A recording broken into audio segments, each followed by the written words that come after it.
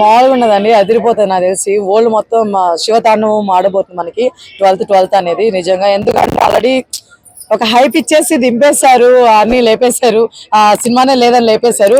కానీ నాకు చాలా బాధ అనిపించింది. ఎందుకంటే ఆ రోజు ఎర్లీ మార్నింగ్ 4 వరకు బుక్ మై షో ఓపెన్ చేసుకొని చూసుకుంటూ ఉన్నాను పిచ్చిదానిలాగా. బట్ ఎనీవే మొత్తానికి అయితే వెయిటింగ్ అనేది ఇప్పటికి ఈ రోజు మనకి ప్రీమియర్ షో పడబోతుంది.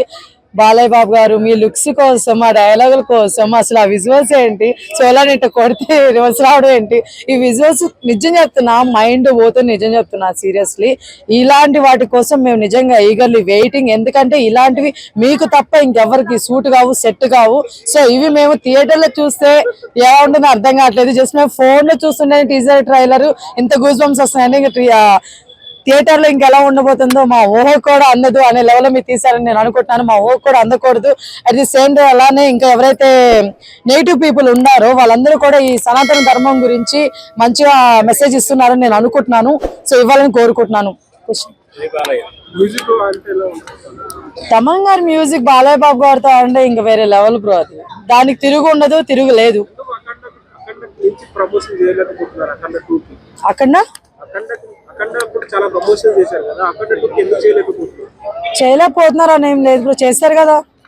అది ప్రీ రిలీజ్ ఈవెంట్లు జరిగినాయి కదా, అన్ని మంచిగా జరిగినాయి కదా బ్రో. మళ్ళీ హిందీ వాళ్ళకి వెళ్ళారు, హిందీ పాపం రాకపోయినా వెళ్ళారు. మన బాలయ్య బాబు గారు కానీ ప్రతి ఒక్కరు కష్టపడి వెళ్ళారు.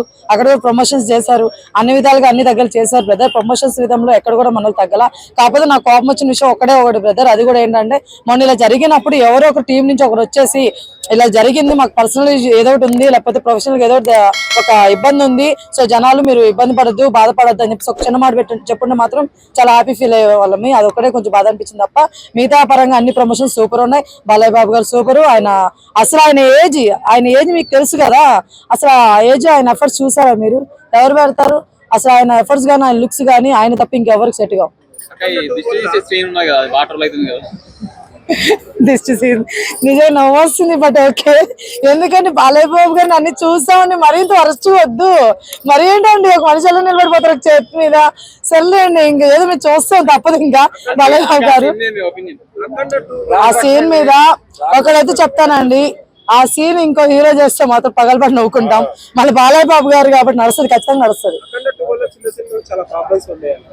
అక్కడ 2 వల్ల చిన్న సినిమా లైక్ మీరు చిన్న అండి మోగ్లీ ఇవన్నీ చెప్తారా? ఒకటి చెప్తానండి, చిన్న సినిమాలు పెద్ద సినిమాలు ఇవన్నీ పక్కన పెడితే దేని ఆడియన్స్ దానుకుంటారు, ఓకేనా?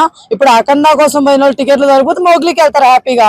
అర్థమవుతుందా? అక్కడ లాస్ ఏం జరగట్లేదు మోగ్లీకి కూడా, ఓకేనా? ఇప్పుడు నేను ఈ రోజు అఖండ చూసాను, ఈ రోజు ఇప్పుడు మధ్యాహ్నం మ్యాటింగ్ పోయాను అనుకోండి, నైట్ మోగ్లీ పోతాను, అది పక్క రోజు మోగ్లీ పోతాను. దానివల్ల ఎందుకు వస్తుంది? అట్లా ఏముండదండి, లాస్ ఉండదు, ఏముండదు. మోగ్లీనే మన అఖండ 2 ఎస్